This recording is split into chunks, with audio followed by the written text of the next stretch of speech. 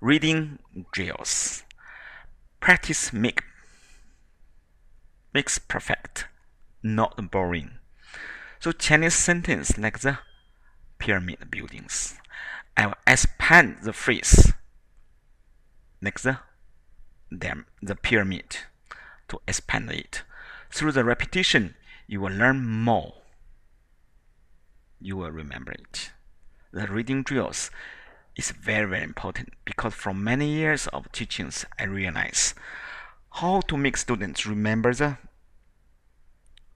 Chinese characters during the class time. So the repetition is the key. For example, 开门 open door. 开一下门 开一下门 open the door. Just for a short moment. 开 is a verb. 门 is door. Open door. 开一下门 You can insert something to describe the door in front of the noun.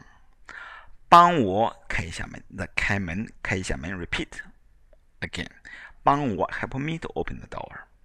小王帮我开一下门好吗？谢谢。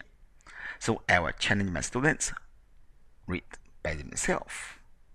If they can't, they will listen one more time after me.